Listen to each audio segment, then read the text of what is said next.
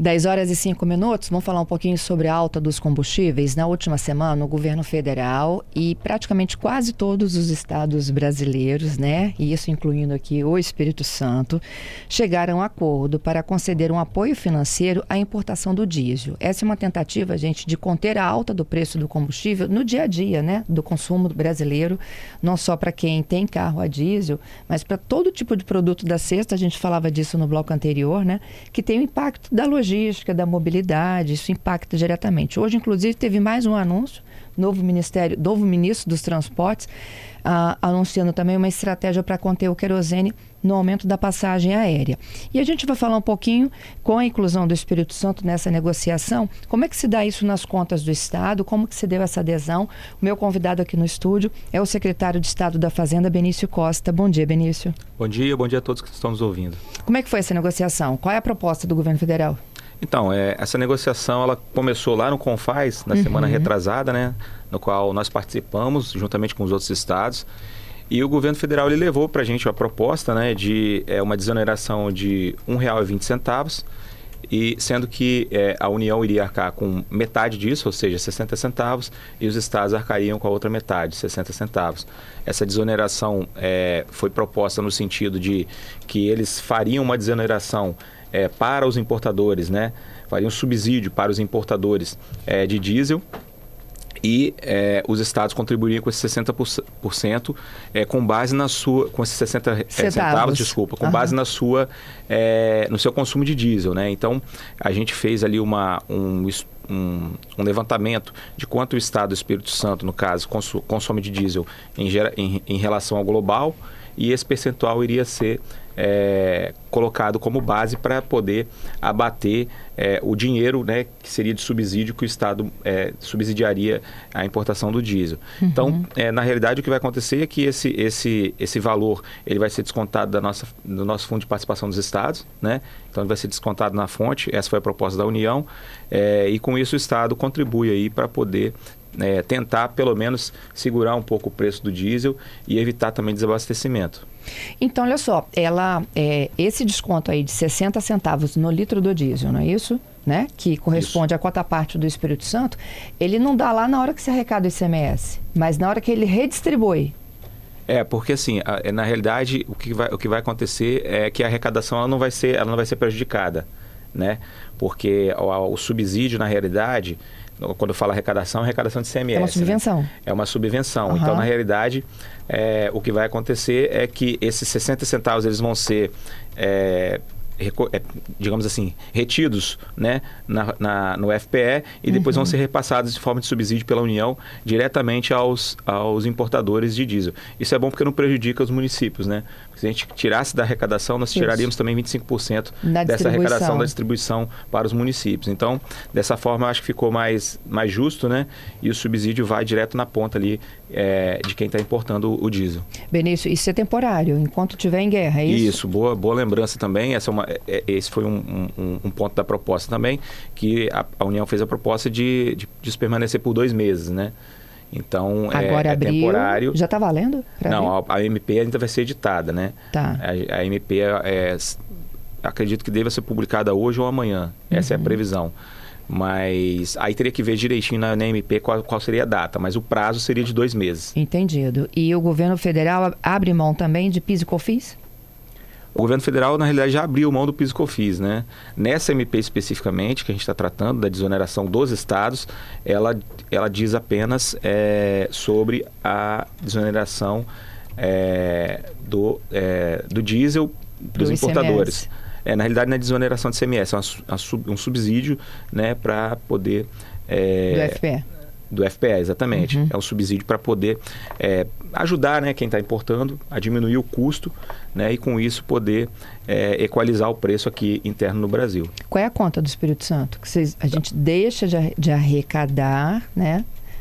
Isso, a gente deixa de arrecadar através do FPE, né? Então, a conta para a gente está mais ou menos ali em torno de 35 milhões, né, por esses 2 meses.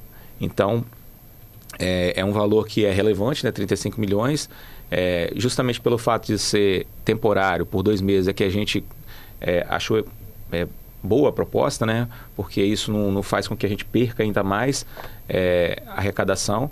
Então, eu acho que o Espírito Santo ele tem aí tudo para dar uma boa contribuição para o país, né? Para a gente poder tentar aí realmente atacar esse problema, que esse problema é federativo, né? Não é um problema estadual, não é um problema da União, é um problema federativo, né? Como você bem citou no início aí, se o diesel ele aumenta, a gente aumenta toda a cadeia de logística, né? Os preços da cadeia de logística, isso aí se transfere também para as mercadorias. Aí a gente sente isso lá no supermercado, quando a gente vai comprar, né,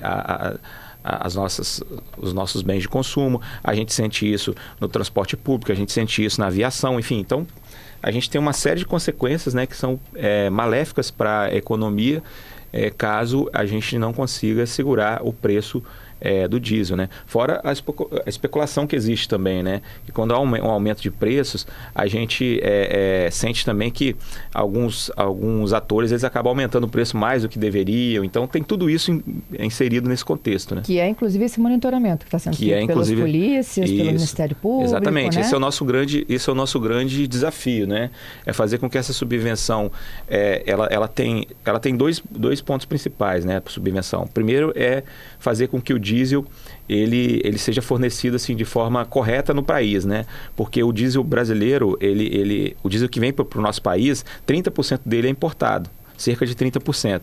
Então, se você tem uma diferença de preço muito grande entre o diesel internacional e o diesel que está sendo beneficiado aqui nas refinarias, a gente tem um descompasso econômico e o que faz com que as importadoras percam o interesse em importar. E isso pode gerar uma crise de abastecimento aqui dentro. Esse é o primeiro ponto. E o segundo ponto é conter a alta do preço e, se possível, ainda tentar diminuir um pouco também o preço para quem está comprando diesel, né? Então, e até aproveitando para explicar, né, a produção do diesel nacional, ela não se beneficia dessa medida.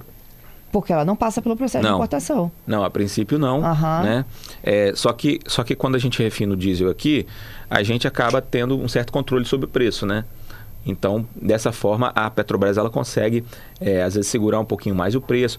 Quem está importando não tem esse controle, né? Vai comprar o diesel com a cotação do barril, do barril internacional. Então, ele provavelmente compraria o diesel muito mais caro do que o diesel sendo refinado aqui no Brasil. Benício, a gente tem uma situação um pouco diferente dos demais estados, né? Por conta dos royalties de petróleo. Então, a gente perde de um lado, mas ganha de outro, né? Com essa exploração aí, digamos assim, da guerra.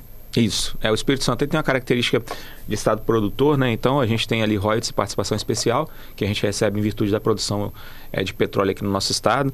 E isso faz com que a gente, digamos assim, ganhe com essa situação, né? Então, de certa forma, o estado ele é beneficiado quando o preço do barril ele sobe muito, porque principalmente na nossa participação especial, né?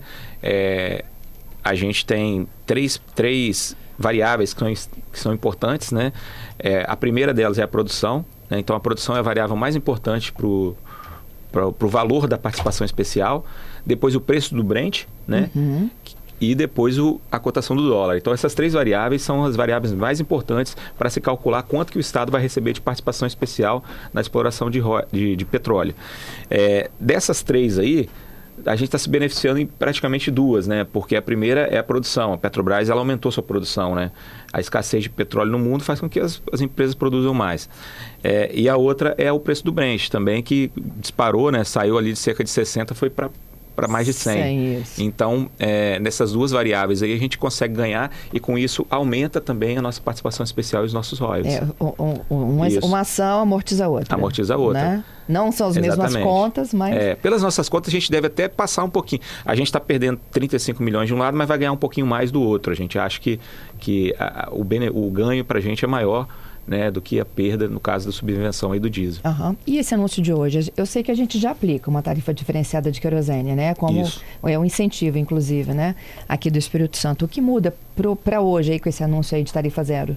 Então, o que acontece? O diesel, o querosene de aviação, desculpa, aqui no Espírito Santo, a gente fez uma mudança em 2024, né?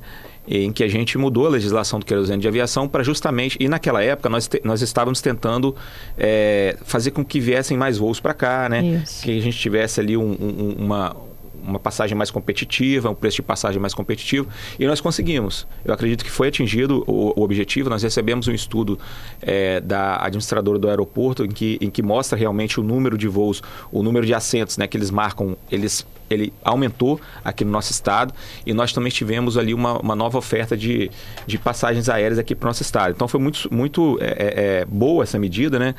A gente obteve muito sucesso. E o que a gente fez nessa medida? Nós reduzimos de 12 para 7, basicamente, a alíquota do querosene de aviação, né? Então hoje, nossa alíquota que antes era 12 foi para 7, hoje é 7%. E existem alguns critérios, né, para que a companhia aérea possa ter essa alíquota de 7, né? Desde que ela tenha um aumento X de número de voos, enfim, a gente tem uma série de critérios que faz com que ela tenha essa alíquota de 7. E agora está vindo a proposta aí do governo federal para zerar o querosene de aviação, para zerar a alíquota do ICMS. PIS e COFINS. Do PIS e COFINS, mas provavelmente eles vão querer estender isso para os estados também, né? E nós estamos aí para negociar, para conversar, né? Só que essa medida ela é um pouco mais delicada por conta, primeiro, de ser ICMS, né? Então a gente também tem perda dos municípios, não é só dos estados. Apesar do imposto ser estadual e a gente ter autonomia para poder zerar, é mais delicado, né? Porque você gera perda para 2 entes federativos.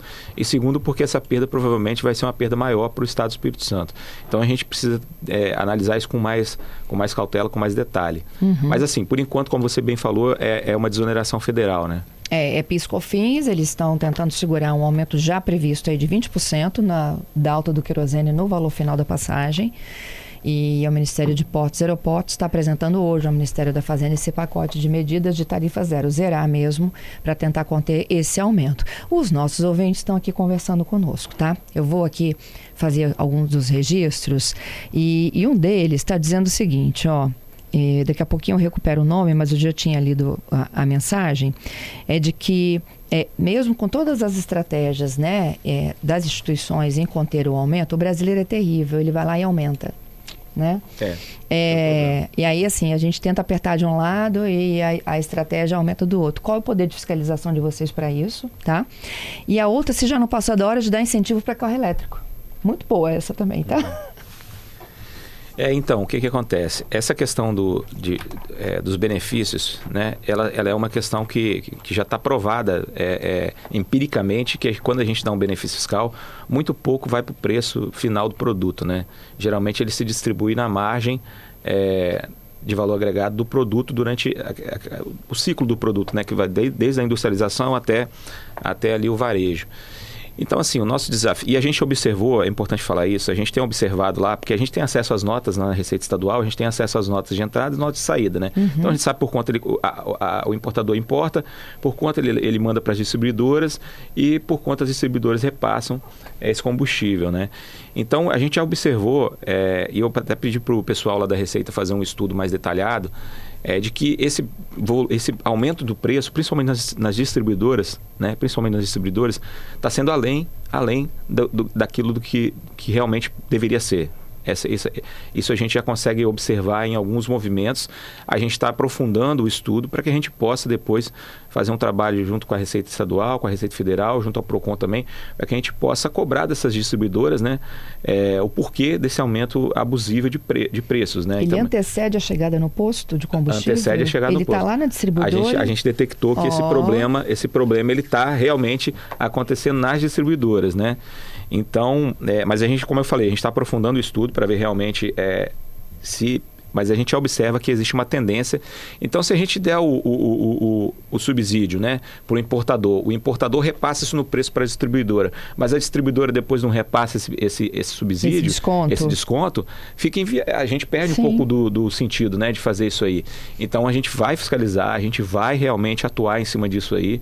A gente espera também que as distribuidoras, assim como os estados e como a União, estão contribuindo para poder segurar o preço do diesel e até diminuir, a gente espera que eles também contribuam com isso, né? Afinal de contas, como eu falei aqui, é um problema federativo, né? É um problema de todos os brasileiros. Então, as distribuidoras também têm que dar a sua contribuição, né? Então, a gente entende que quando a gente dá um subsídio de 1,20 lá na ponta, obviamente que esse 1,20 não vai se transportar para o preço do produto no final, né? A gente estima, tá? Isso é uma estimativa, uma conta que a gente fez, de que desses 1,20 que a gente vai dar na ponta, cerca ali de 20 centavos, 15 centavos deve vir para a bomba. Essa é a estimativa. Então, assim, você vê que a parcela é muito pequena, né? Até porque 30% só do combustível que a gente utiliza é importado. Então, também tem essa relação, né? De 70 a 30. Então, esse 1,20 não vai todo para a bomba. Mas se diminuir 20 centavos na bomba, assim, a gente já fica satisfeito, já está bom demais, né? Então, o problema é aumentar, né? A questão, a questão é, além disso, aumentar ou até diminuir. Então, a gente faz esse apelo aqui para que as distribuidoras possam também ter essa consciência coletiva, né? E que a gente possa aí fazer com que com esse subsídio de 1,20 possa realmente se reverter lá na bomba para o consumidor pagar mais barato no diesel. Perfeito, eu achei. O nome dele é o Alfredo, tá? Ele está em Retiro do Congo, Vila Velha, nos ouvindo. Ele disse: por aqui tudo é mais caro, até o preço do pescado da Semana Santa, o preço do combustível. E ele disse: olha, o problema é cultural, o brasileiro adora levar vantagem. É uma minoria, né? Mas, enfim, as instituições... O problema específico do combustível é que você tem basicamente 3 distribuidoras que são gigantes, né? E elas meio que monopolizam o mercado de diesel, de distribuição de diesel, né? Então, essas três distribuidoras, elas acabam que controlam meio que o preço do mercado, né? Então, fica difícil para a gente atuar em cima disso aí. Mas a gente vai realmente fiscalizar e vai realmente cobrar isso. A sociedade tem que cobrar dessas empresas também para que elas possam dar sua contribuição também, né? Uhum. E com relação aos carros elétricos, um incentivo aí para energia limpa? Vocês já pensaram nisso? Já pensamos nisso. Os carros elétricos, eles já têm alguns incentivos, né, aqui no estado, mas é sempre importante a gente pensar também... Já tem alguns? Já tem alguns incentivos, já. A gente tem incentivos hoje de ICMS, né, de redução da alíquota de ICMS, e nós estamos trabalhando agora numa redução para aquisição de veículos também, na aquisição dos veículos, mas aí para os taxistas especificamente, né, para que a gente possa isentá-los aí do pagamento de ICMS também. Só que tem um outro lado aí nessa questão dos veículos híbridos e elétricos, é que eles são muito caros, né? Então a gente acaba perdendo um pouco da função social do tributo, né? O que a gente chama de função social? Quem pode menos, paga menos. Quem pode mais, paga mais, né? Então a gente também tem que pensar por esse aspecto aí, porque às vezes você está desonerando um veículo que custa 300 mil, custa 400 mil, né? E aí quem tem condições de comprar um veículo desse, né? Então a gente acaba não contribuindo para essa função social do tributo. Quando a gente vai fazer uma análise do que a gente vai isentar, né, do que a gente vai dar de benefício fiscal, a gente também passa por isso, né? A gente passa por aspectos econômicos, se aquele benefício vai trazer benefícios econômicos para o Estado, principalmente, né? Se vai gerar emprego, se vai gerar renda, e se o benefício vai trazer uma justiça social, que é justamente isso que eu falei. Mas ele pode ser escalonado, né? Diminuir a regressão. Pode, a gente pode fazer uma política de escalonamento. Já até tanto, sim, né? Pode sim. A gente pode fazer essa política, né? Mas, assim, estamos abertos, né, a analisar e a tendência é que a gente realmente caminhe para essa fonte alternativa aí de energia, né? Entendido. E voltando à questão do querosene, a proposta do Estado ainda é uma decisão de redução de impostos federais, não se aplica ainda a uma renúncia de vocês. O querosene tem duas medidas, né? Eu acredito que tenham até mais aí, que o governo federal, quando se reuniu conosco, ele comentou que haviam outras medidas que eles poderiam adotar. Essa que eles estão adotando junto com os estados, essa desoneração, na realidade é uma subvenção, né? A gente vai dar um subsídio para os importadores. Ele é de 1,20 para os importadores, né? É só para o diesel importado, então só para aquela parcela de 30% de diesel que vem de fora que vai ser desonerado, e aí 60% para os estados, 50% para os estados, 50% para a União, né? Então é isso que a gente vai fazer, para tentativa ali de conter um pouco o preço do diesel, né? Entendi. E os motores de aplicativo dizendo: não pensa só nos taxistas, não, nos inclui também nessa. E aí como é que faz? A gente pode pensar nisso também, né? Só que assim... De mapeá-los, né? De mapeá-los. Só que toda desoneração gera custo para o Estado, né? Então a gente precisa dar um passo de cada vez, né? Digamos assim. A gente tem que pensar que o nosso Estado ele tem também que arcar com as questões sociais, né? Com educação, com saúde, enfim. E o Estado do Espírito Santo hoje é o Estado nota A mais da Capag, né? É aquilo que eu sempre falo, eu sempre brinco lá quando eu vou dar palestra, vou fazer alguma coisa. Tirar a nota A é fácil, né? Agora manter é que é difícil. E aí você passando por pandemia, passando por crise de combustível e ainda manter a nota A Não é fácil, não. É verdade. É isso. Benício, então aguardando a publicação da medida para que, de fato, possa ser implementado esse desconto aí por parte do Estado de 60 centavos, a outros 60 centavos pela União. E a fiscalização para que nas distribuidoras, de fato, vocês identifiquem esse aumento aí fora de contexto. Isso. Esse eu acho que esse é o principal ponto, porque depois que a gente fornecer a subvenção, a fiscalização vai ser muito importante para que isso se reflita realmente na bomba lá, para o consumidor sentir que realmente valeu a pena essa subvenção. É isso. Antes de eu me despedir do Benício aqui, Patrícia, vamos registrar aqui para os nossos ouvintes o que disse o ministro dos Portos? Vamos lá, Fernanda, falando sobre a querosene. O governo estuda zerar os impostos na querosene de aviação para poder baratear também as passagens aéreas. Segundo o novo ministro de Portos e Aeroportos, o Tomé Franca, o governo estuda zerar esses impostos de PIS/COFINS sobre o querosene de aviação como parte de um pacote de medidas para conter o avanço no preço das passagens aéreas.